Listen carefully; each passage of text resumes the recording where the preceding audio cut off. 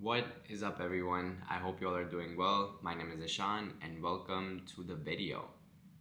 I have a journal with me where I wrote down some talking points, and I'll probably be writing some stuff as well. More of a new addition to the videos because I think it can enhance them. I was going back, watching some of the previous videos that I recorded recently, and I'm like, I do go on a lot of tangents, and I do want to stick to the point, or I want to drive a certain point with each video through a specific story or a set of stories. So I'm gonna try to just have some talking points and then go off of that. But yeah, let's head right into it, dude, because I've been meaning to record this video for the past couple of days. Well, 3 days to be very exact, but the there's nuance to that because I also wanted to record a video like this a few months back. And I've recorded something like this in the past as well. But anyways, today we're gonna hit on the theme of rejections. How do you face those? How do you overcome the rejections and continue to keep progressing and keep going on in your journey? Especially since obstacles, challenges, roadblocks, especially in the form of rejections or failures, is something that bothers a lot of people, including me. Human nature, so very natural. Let's talk about my recent rejections, which are mostly in the career realm or my science realm per se. So a few months back in April-ish, around April or May-ish, I applied to this internship program for the Dragonfly mission that's going to Titan in 2030s, and I've worked with the Dragonfly mission before. I've had a decent, I would say, a decent amount of experience. Then when I applied for the internship program, I don't know. I think I was a little confident, not even overconfident, but I was in the mindset that I'm in a very strong position to receive such an internship, right? So the fear, the possibility of being rejected wasn't entirely like on my mind per se. But I found out for this in Oc- sometime like early October, like when, well, they were supposed to notify successful applicants by September 30th. I hadn't heard by then, so I figured I was gonna be rejected, but I didn't get the actual rejection email until like 2 weeks later. So that was one, and to be honest, I was kind of bummed by it because I'm like, dude, that was like an easy one, or it seemed like an easy thing that I could have gotten, especially based on my past experiences and my interests overall.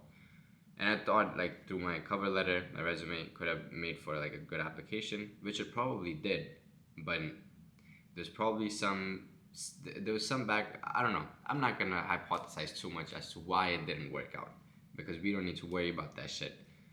The second one is it's a more prominent rejection, I would say. I was after I got into grad school, right? So I've been in my first semester of graduate school PhD program, and it's been about 3 months or so. Yeah, about 3 months. Although the semester is about to end, which is insane to think about. First semester almost done. But I applied to three different fellowships. It's the NSF, GIFP, graduate, or GFRP, GIFP. I think it's GIF. Anyway, it doesn't matter. So NSF, PD Soros, and Hertz. Hertz is a very highly, extremely competitive fellowship. They only take about 18 students every year, but the funding is great. But I think what's even better about it is the network that you get to tap into because all of the Hertz fellows are basically leaders in their industry fields, and it's a lot of eligibility criteria and stuff. You can read about it on the Hertz Fellowship website or whatever. I'm not here to fucking advertise them or shit. But that application was due November 1st, so literally like 3 weeks ago, and we were supposed to find out whether we get the. After the application, there's 2 rounds of interviews. There's first round, and then if you make it, you go to the second round, and then you get selected. Bruh, my shit got this. So I got rejected from going into the first interview, which, bro, I have such mixed feelings because I'm like, dude, my application. I think my application was like was very strong. I genuinely think so, and I'm proud of what I put together because of how much effort, intention, and reflection went into creating that application package. Because I've never, honestly, like I kid you not, that was probably like the best work that I've put together for a fellowship application before. Or sorry, that's probably the best application package I've put together for a fellowship than ever before. And to get the rejection, which was I received the update on Friday, so the past Friday and Saturday, I was very much like I'm very annoyed. I'm not happy with it. But I won't lie, dude. Since Saturday, it doesn't bother me, and honestly, none of these rejections really bother me, which is why I'm able to talk about it so openly on camera without like breaking down. Because if it was like a few years ago, any sort of rejection would like literally hurt me, and it would like emotionally impact me to the point where I'd be like, damn, I don't want to do shit. Like, why did I not get this? Why am I not getting feedback? Why am I not understanding what I did wrong? And that's honestly, that's one of the more annoying and painful parts of this process for these things is that you never really receive the feedback as to why it didn't work out. They just give you the generic shit, which, you know, whatever, doesn't matter. But here's what I am going to start reflecting on. And if you are going through any sort of rejections or failures through school applications, job applications, dude, internship applications, literally whatever the fuck it is, like, or girls, or guys, or you know what I'm saying, any sort of rejections or failures that you're going through, this is the kind of thought process that I usually follow. And um, I was like, fuck it, I'll do it on camera, live, and try to think out loud instead of journaling or writing that shit down. First, I have to start with my personal core belief that rejections are redirections as long as you continue to put in the fucking work. Rejections and failures are not the end, they're a mere part of the process that help you to really get to that successful outcome that you truly need, but you just don't know it yet. Because every experience shapes us in a way that prepares us for the future opportunities. And this is something that I started learning from my sister very early on when I was in high school, because she would go through a lot of rejections and she would handle them in a very, I would say, overall sophisticated manner. And I think some of the skills that I've, or some of the beliefs that I have regarding rejections being redirections is something that I've definitely learned from her. So shout out to my sister, real one for sure. So long term, I believe that rejections and failures do me very well. Long term. In the short term, it's very hard to see how or why or how things are going to play out, but genuinely over the course of a few months, a couple years, I can reflect back and I can be like, yeah, it makes sense that I didn't get that because otherwise I wouldn't have gotten this. For instance, I'm thinking specifically for, let's say, my summer 2020 research project, right? I applied to a lot of internships and such, got rejected from all, and COVID happened, some got canceled. Anyways, so I basically had nothing for the summer, but I also knew that I couldn't just sit around. So I emailed one of my professors, got into a research project, like developed a research project that was independent with another NASA researcher. And that one turned out to be such a significant turning point that as an undergrad, it took me to an oral presentation at AGU fall meeting, which is like one of the biggest conferences in North America for the geosciences. And following that laid down the skills for my following project that I undertook with Dragonfly's deputy principal investigator. And that one led to a paper. So I'm all that to bring and drive the point of, I don't know how yet, but I know for a fact that these rejections were necessary in the grand scheme of life, and I really just have to wait, practice patience, and trust that it's working out in my highest good. Now, One of the other things that is key is when I'm doing these reflections, I have to zoom out and I have to detach the emotions in order to truly dissect what I can get from this kind of experience or process. Which difficult to do, but the best tip I have for that is to view this experience as if a friend or a third person was having it and not particularly you. And that's how you zoom out, really take yourself out of the equation so you can detach the you because if you're emotionally attached to certain outcomes and expectations, and if and those don't work out, then your judgment is going to be clouded in how you continue your reflection. I'm able to do this within the okay, it used to take me a long time to deal with rejections, like at least a couple weeks or a few weeks. Now I'm at a point where I've practiced enough that 3 days later I can talk about this, and I can start like brainstorming how am I gonna work through this.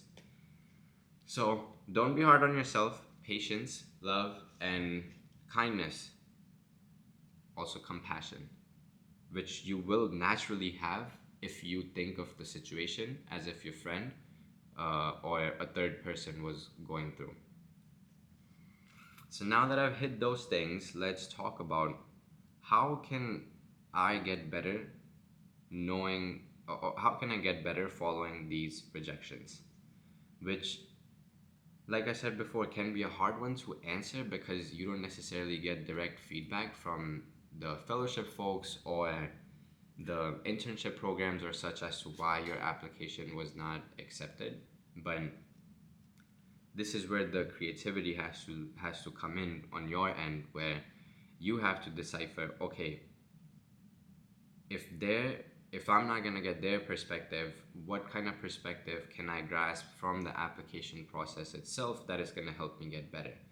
This is where I think about how I went about the application. I spent about 2 months prepping my materials, and to be honest, the first month or the first 3 weeks was almost a full waste because none of the statements that I had drafted for that like part for those 3 weeks actually turned out to be similar to what I ended up submitting. One of my strongest things is working. One of my strongest traits is working under pressure and working under timelines. And I think I started the application a little too early, which you probably won't hear anyone say, but that's just how I am. And I know if I have way too much time for something, then I'm just gonna overthink it, and then I'm gonna try like 30 different ideas. When in reality, if I was only given a specific amount of time, I would come up with the best ideas like instinctively and naturally, without having to force the extension of like 30 different ideas. So next time for such things, I will make sure that I am giving only a set amount of time to it. And also, what I did was I took away time from other things to contribute to this. So that's something that I'll also have to work on, is in the future when I'm applying to things like these, I can't make that my entire priority for a few months or even for a few weeks. Like, I have to be able to fit it into my schedule in a balanced way where I'm still doing all my other stuff. That is a way I can get better. That is true. Better prioritization of such application processes. Damn. How else can I get better?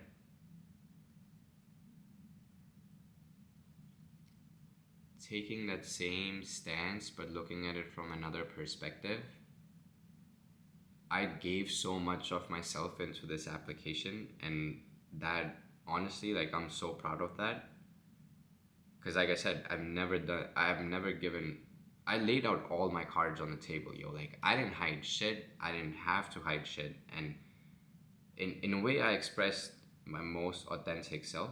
And in order to get better, I just need to learn how to express it, how to communicate that authenticity better. Because looking back at some of my statements, especially one of my personal essays, I do think that I if I had that idea and and I took a break for like 2 or 3 days from working on the essay and returned to it, I definitely would have made a lot of changes in terms of how I said certain things. So that is one other way I can get better from it, which again ties back into the balance thing of don't stress over a submission of such a thing where it overtakes other parts of your life and you're also doing it every single day. Like, no, you need a break, you need time to relax, to step back so you can come on it. Big pause. So you can so you can revisit it from a new perspective. That was crazy. Ah, bro. The next thing I want to talk about is, or something I think about, is what are self-limiting beliefs that I still hold that I can unravel from this. And that one is a very tricky one to answer. Very extremely personal. This one is a, I would say, a deep layer of introspection and really does require a lot of time to think and honestly intentional effort to brainstorm something like this.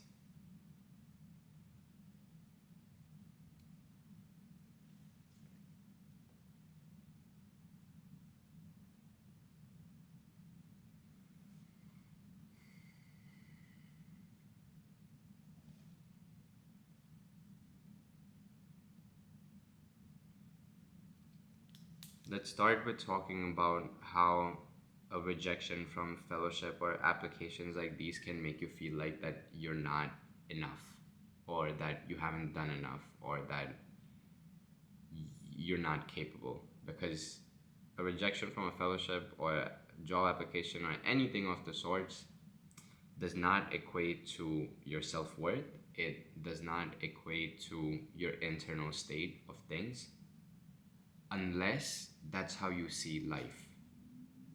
And that's where the limiting belief comes in, right? You believe that these material things are source of your confidence or your self-worth. This is something that I've been really harping on the past few months, specifically, especially after I moved away from Wisconsin in May, about how my self-confidence needs to be derived from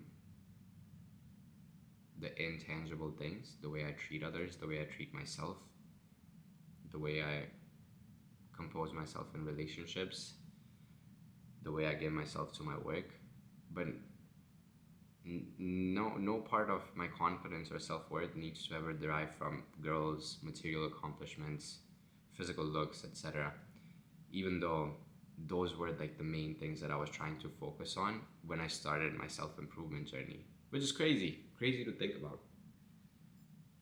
But it's also a matter of, after you don't really realize that until after you achieve those things too. Like, you go through those experiences where you get that material reward and then you're like, oh, I got this. But I still feel the same way internally, which means that this wasn't the thing that I was really seeking. More on that in another video, because that's a topic, so stay tuned. But that is one of the self-limiting beliefs, is that I'm not capable, or I'm not enough, I need to do more, when the reality is that we're all enough as is, just by existing. And this is something that I didn't entirely believe in up until very recently. And uh, I think the shift started occurring when I believed more in the spiritual side of my life, or tapped more into the spiritual side of me, where I genuinely believe that there's divinity that flows through all of us, like literally every single human being. I don't think that we're all life itself is interconnected, not just humans, animals, plants, even beyond that, dude. I just think that our existence in itself is divine, and I don't think that I need to. I don't think there's anything that I need to obtain that's gonna change how my self worth or my confidence or what my internal state of being is. Nothing external can ever truly give you the internal satisfaction that you aim to seek. For me, anyways. Another last point that I want to drive, because oh my god, 20 minutes in, bro, this is a long ass video already. The last thing I want to talk about is the true measure of success. Because by conventional standards, these two things are failures. These two rejections are not good, or I don't know, whatever the conventional standards are to define such things. I don't pay attention to it too much, so it doesn't stay too much in my mind, even from social media. Because for me, and I have to remind myself of this after each hard application process or anything of the sorts, the true measure of success cannot be equated or cannot be dependent on the outcome because it's out of my control. So the true measure of success needs to rely on something that's in my control and that I can actively change or dial. And that's my intention, that's my effort, and that's my time of how I decide to structure those to give my best for the applications or anything else. And I mentioned this several times, when I look back, I genuinely gave it my best, and I'm not wondering what if, like what if I change this or what if I change that, because of the fact that I put in so much effort that I know, like I wholeheartedly know that there's nothing else. Maybe there's like small things that I could have done, but on major terms, like there's not a whole lot of other things that I could have done for the process that I was given and for the knowledge that I had at the time. And I think that's really powerful because it makes me feel like, wow, like I did give it my all. Like I put my cards on the table and it didn't work out, but that's fine. And this also goes back to a self-limiting belief for me in my life, which was I've always been so afraid of giving my all to something and it not being enough, which manifested in real life in some way. But I feel completely fine, and I think I feel okay knowing that I can put in my full effort, but also it may not work out, and that's fine because I can just move on and go on to the next thing and take the skills and things that I learned from this process, which in itself is also another measure of success. Is, did I learn something new? And yeah, dude, the questions or the application questions, some of them were so intense in a way that it forced me to reflect on things that I didn't want to reflect on. And especially like some of the future things, like what's your future ambitions, what's your future goals, how is your current situation or what you decided to do in grad school gonna help you with your future. And these were things that I didn't want to think about because that's like years down the line. But it genuinely did push me to think about those things in an authentic way, and that was true to myself.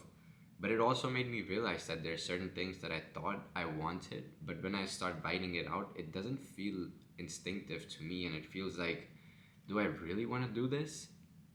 So that's also another measure of success, right? You're being forced to reflect, but that reflection is yielding something positive because you're learning more about yourself and your future self even. So I will wrap this video up here because we're almost 25 minutes in.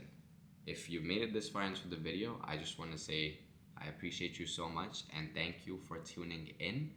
If you got something out of the video, be sure to leave a comment, let me know. And if there's any rejections or failures that you've encountered recently, Let me know in the comments below and what you did to work through them. Anyways, I will catch y'all in the next video.